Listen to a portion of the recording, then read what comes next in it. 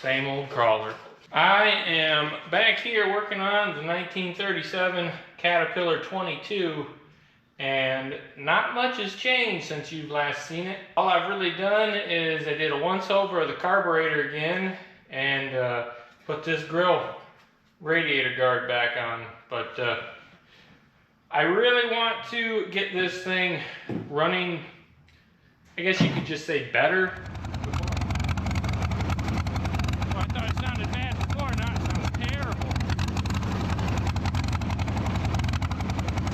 Before I really sink any more effort into it, I want to make sure we got an engine that runs, that isn't going to continually foul out spark plugs and lose spark or whatever we got going on here, before I go putting all the effort into fixing this fuel tank and the track adjuster and all that kind of stuff. So that's what we're going to do here. We're going to probably just kind of do a once over this thing and figure out what's wrong and why we're having an issue with it just running rough. I didn't really find anything in this carburetor when I took it back apart, but there was a little bit of grit here and there, and originally I didn't take this cover off, and I seen something, there was like an economizer circuit that runs through this, and I didn't take the throttle shaft apart, but I did take this part, put a new gasket in it, and I verified that when you put fuel through the idle part, or through the jet of this circuit, that it would flow through to the shaft at least. So that's not clogged. Verified our idle circuit's not clogged. So I don't think it's a carburetor issue, because everything should be good now.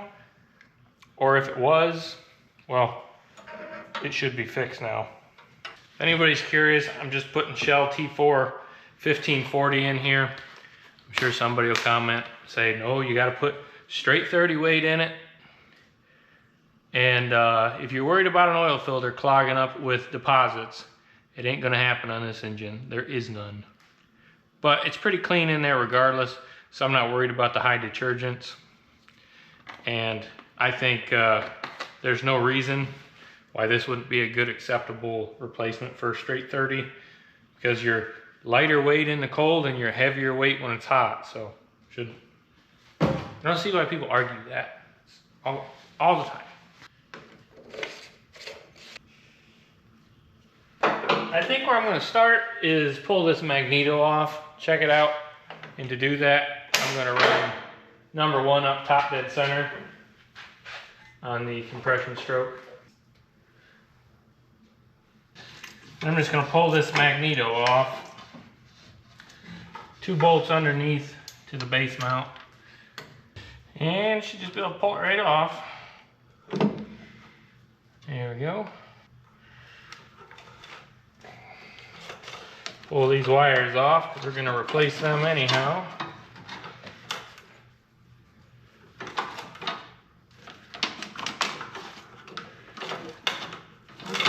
And they're crispy.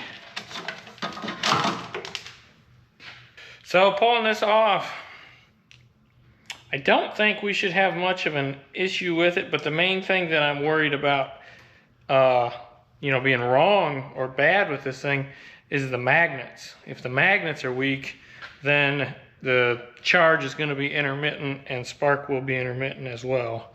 So generally you can figure that out just by turning it over, and you'll feel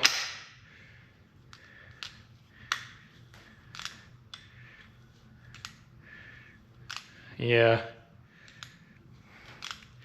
really no ifs, ands, or buts about that. That magnet is really weak. Like, it shouldn't flip around like that. So yeah, if you have these, you'll feel you can feel a touch of it grabbing, but when you get to the magnets, it should really each time. So gotta send this off to somebody and even see if anybody at local is still alive to work on them, because 2 of the guys who did it have since passed on. So see what we can figure out here. I've got this little guy opened up here, just double checking everything, making sure it's what I think it is. And like, there's a little grab to it, but it don't seem like much. I mean, you can, it's got a little bit of pull there, but not a lot.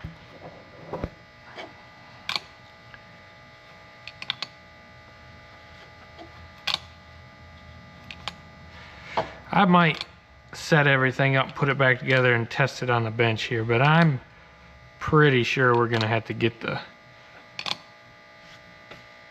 magnets charged in this thing. Far from an expert on magnetos. I've never had a you know, like fresh one to really test out, but I feel like this should have more resistance going backwards. There's a touch, but it ain't a lot. I also hate to spend money on this knowing that it's not the correct magneto for this crawler. So let me play around with it a little bit longer, see what's up. Well, I put everything back together and made this little testing jig up, and I put some rotations on this thing, and the spark looks great. So even though those magnets might be a little weak, it still seems to be operating effectively all the way from impulse to, you know, full RPM. So let me try to give you a shot of the spark going on here. Just keep in mind that the frame rate of the camera isn't going to catch every single spark, so it's going to look slightly erratic on film.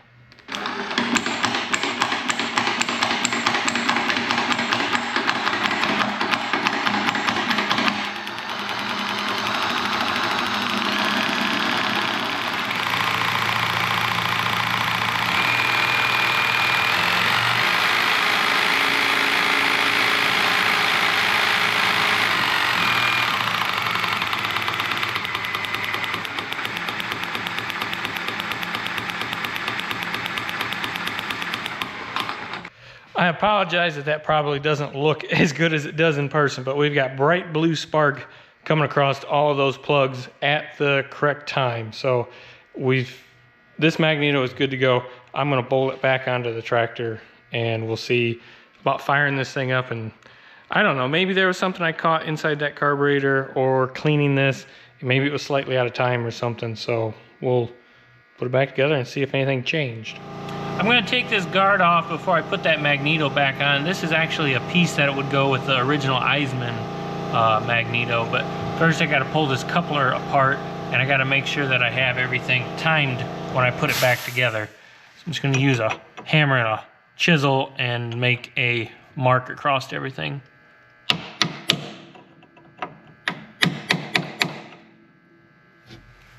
There you go, nice line. Should be able to line that right back up. Not sure if I need that, but you don't want to really risk it.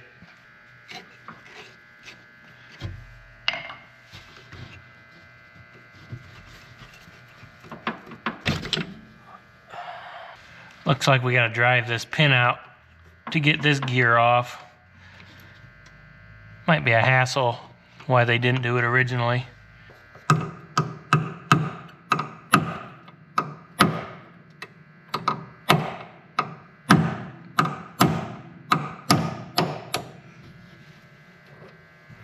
A little puller on here now. We'll see if we can just get that to slide off.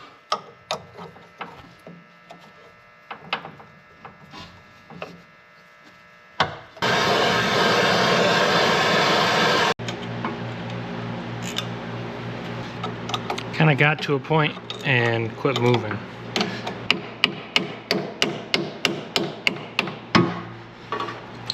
Should just come off. It shouldn't have any resistance. It's catching on where the pin went through or what?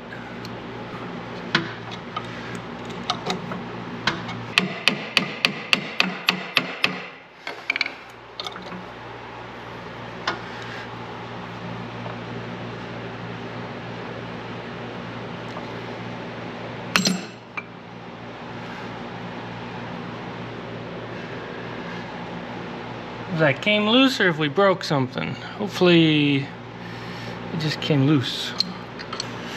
Both. We broke something and it came loose. Okay, I figured out what happened, why that grabbed. So we chipped the back of this thing out because the keyway must have mushroomed over or something a little bit and caused that back to chip out. Not the end of the world, but you know, you never like to break anything. Now that guy can come off. So yeah, this is just a piece of the correct Magneto that goes on this thing. But it's not needed for what we're doing, and it's banging around on this thing, so might as well take it off. And just put it back together.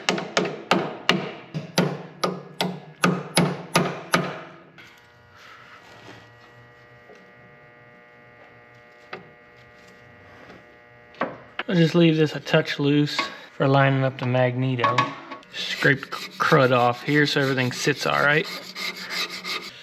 Our coupler adapter back on. And our Magneto.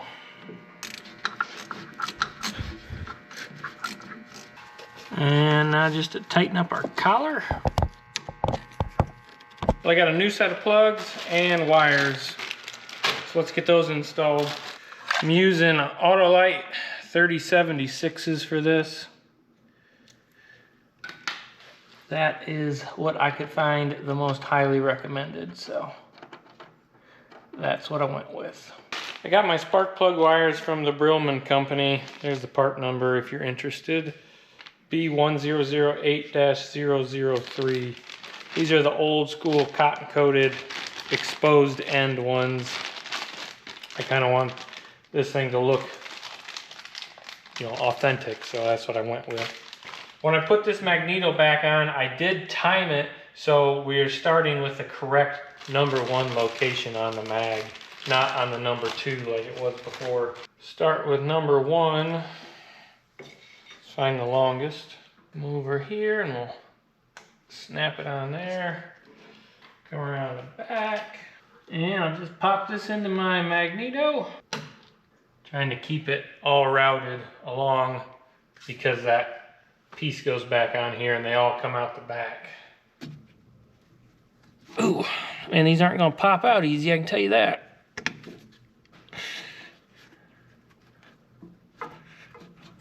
Got the Magneto all mounted up now. Seems like it was doing good for spark on the bench. Got new spark plugs, new spark plug wires. Got fresh engine oil in it. I didn't really film anything, but I took the carburetor back apart and double checked everything in there and it seemed okay. What else? That's pretty much all I've done here. So let's see if any of that made a difference with how it ran. I would think making sure it's timed correctly, the wires and plugs would make a big difference. So let's see. Sure it's in neutral. Give it a little bit of throttle.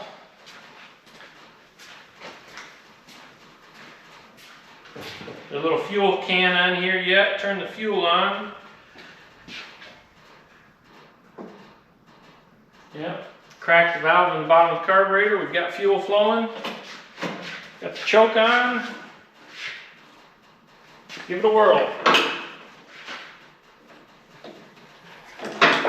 Definitely got a lot more compression than when we originally brought it home. Well, the impulse on the Magneto's not clicking, so that's not good.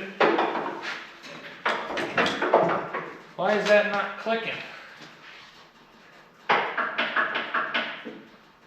Was working fine, now impulse isn't working.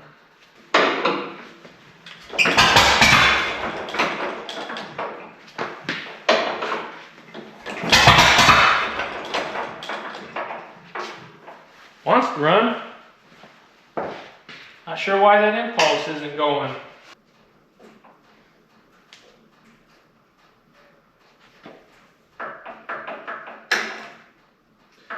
Yeah, I think that's what it was. Coupler here is just a little too tight.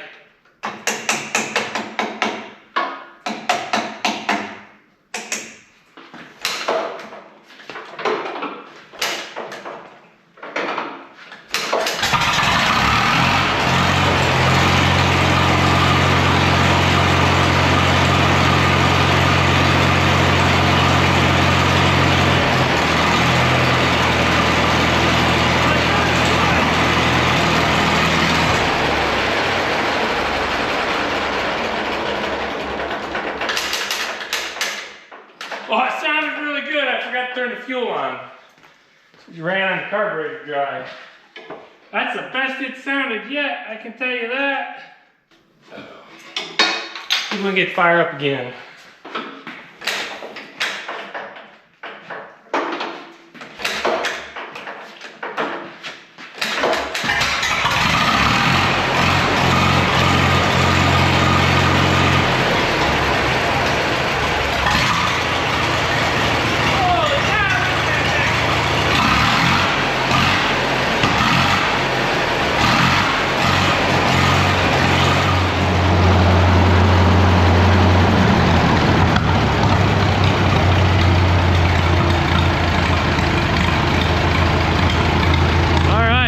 This old gal has been running for at least a half hour now, maybe 40 minutes. Had to fill that little tank up a couple times. It's kind of comical. You can watch, you can fill it up with fuel and let it sit there and run, and you can watch the fuel go down in the tank like as soon as you're done filling it. Anyhow, we've got some temperatures here to show you. So we got like 140 some degrees on the block. The oil pan is warmed up to over 100, 105. Seems like the thermostat is probably set a little bit low. We're looking at like 150 to 160 degrees. Well, maybe not. I guess if you measure the back of the thermostat, it's like 180. So I guess that's okay. So we're sitting right at 180.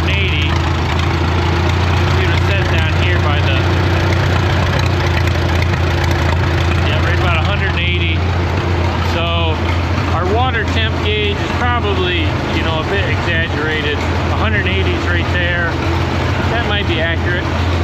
Anyhow, so we're doing good on temperature. Oil pressure is just staying pegged, just like it was before, so that's great. Still, it don't like to idle real good. I think that may be due to like the throttle shaft, the wear in the throttle shaft and stuff like that. It's just sucking too much air past, kind of a vacuum leak. Magneto seems to be doing great, all the plugs. Gotta be careful because the Magneto messes with my gauge over here. So, 158 on number one. Come on.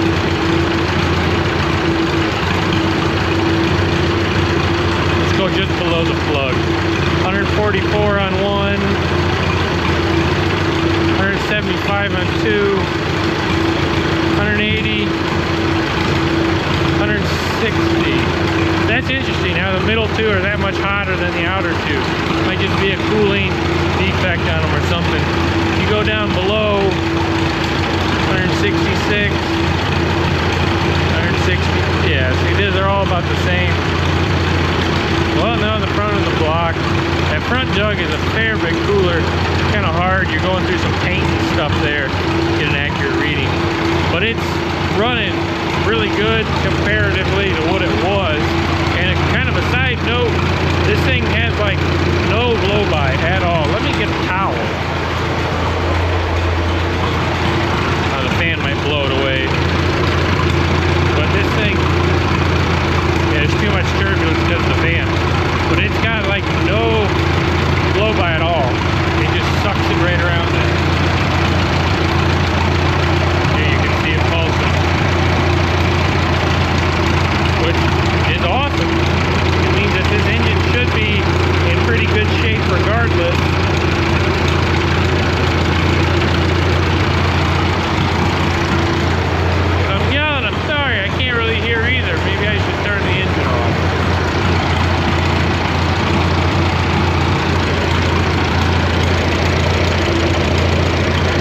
Ground fixed. Still haven't got that ground fixed on that thing.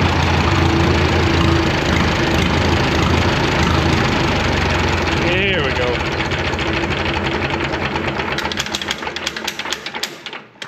Good to hear our Magneto impulse clicking there. But yeah, this thing is running really good comparatively to how it was. I think tomorrow I'll get it going and maybe we'll take it outside, run it around a little bit more. But from what I'm seeing, that Magneto is good.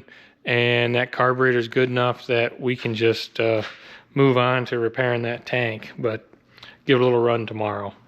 Probably do away with this guy. It's got hot enough now. Yeah, I'm really starting to like this thing. Well, this old girl has sat overnight and done another heat cycle, and it's sitting here the next morning. A little dreary outside today, but I think I'm going to run a couple tanks of fuel through this thing and just drive it around. Make sure everything's working correctly and stuff. Maybe that old brake is gonna free up. Probably not. But I don't think I can do anything other than just run this thing until I either end up with like a fouled spark plug or something else coming up. But if I can run 2 or 3 tanks of fuel through this thing, just driving it around, maybe loading it up, putting the brakes on it a little bit, and nothing is really going wrong, then I say we can move forwards and get these fuel tanks fixed up so we can quit running it off this little pup tank that I got hanging off the side. Because this thing's like 250 cubic inches or something, I think, and it sucks more fuel than I would ever imagine. This little tank lasts like 15 minutes and it's gone. Not sure how much this holds. It's a replica of a like a D2 pony tank, so I don't know, maybe a gallon, maybe not even a gallon in there. So it's a little bit tiring filling that thing up. It's kind of a pain, so it'd be nice to get that big tank going once again. So let's fire this thing up and do a few laps with it. I did stick a little piece of pipe on the exhaust here, trying to get that noise up above my head when I'm running it around. Threw a clamp on it this time so the muffler won't fall off like that muffler I had. Give about half throttle. Full choke. And we'll back it off to half choke.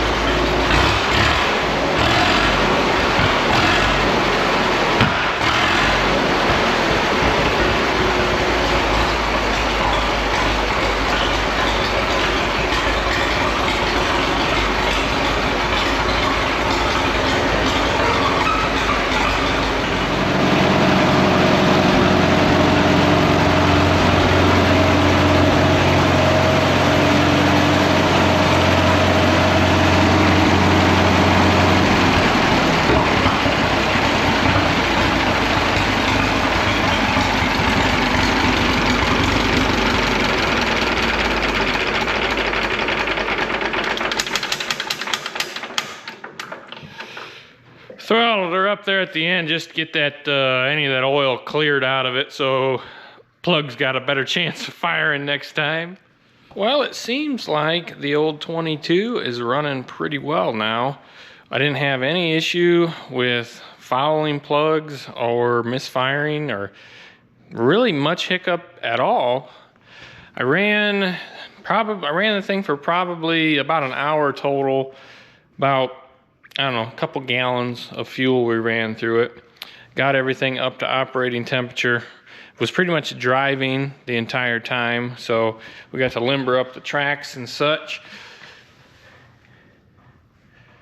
Nothing looks too bad. You can see where it's contacting on the corners here.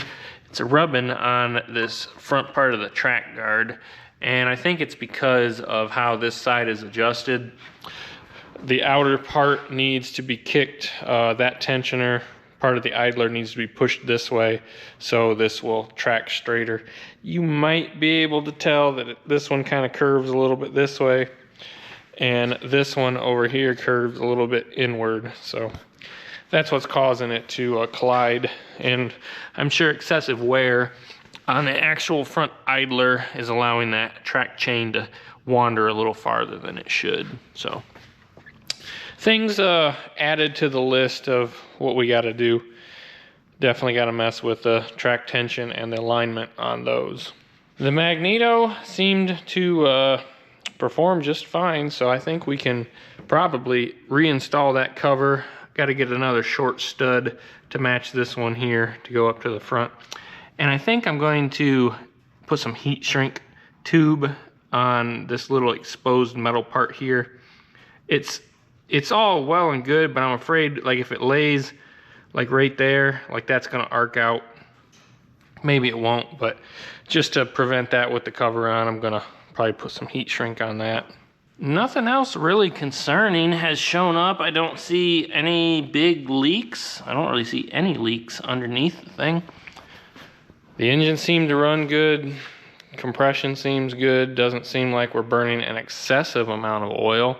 Really just kind of builds up some blue smoke when you let it sit and idle and throttle it back up. So valve guides are probably a little bit worn, but that's okay for what we're gonna do. All the gears are still working, the brakes are working, the clutches are great. So I think we can move on to repairing this fuel tank here. And a little reminder, this is what we're working with here. This whole, basically the cradle on this thing is just super crusty. And I'm sure there's gonna be pinholes, or I say pinholes, could be large holes we're gonna find in there. The insides of the tank, I don't know if you can see with this camera or not. Yeah, kind of hard to tell with this camera. But the inside of the tanks really aren't that bad. I think most of the problem with the corrosion is on the outside, but it's kind of like that all the way around. So we're gonna pull that tank, fix any holes. We gotta get these valves working again. We gotta get there's a valve back here, that's the mixer. But I want this thing running off of this tank again. With that being said, I think that's gonna be a video on its own, repairing the tanks. I think we're probably gonna end up bypassing that fuel pump for now. I just don't really see a need to mess with it for, we live on flat land. There's really no issue, no need to have that fuel pump regardless. But that fuel tank is going to be a video on its own. We'll get the tank cleaned up, we'll get any holes patched, we'll get the fuel valves working correctly. But yeah, that'll be a video on its own. For now, basically just want to make sure this thing was running good and that engine was in good enough shape that we could, use it long term, that we weren't going to have any issues with long-term fouling of plugs or anything like that. And it seems to be running great, so, or as great as it can for how old it is and the condition it is in. So I'm going to end this video here. I appreciate y'all watching. If you came across this video and you haven't seen the previous videos on this machine, I would recommend you check the channel out and the playlist, 1937 Caterpillar 22. This sat since 1978 and we got it running and driving, and brought it all back to life, and it's a nice little series we've got started here. So if you like all that stuff, subscribe to the channel, leave a like, leave a comment if you got memories or advice for working on stuff like this. Appreciate it. So appreciate y'all watching, and I'll see you on the next one.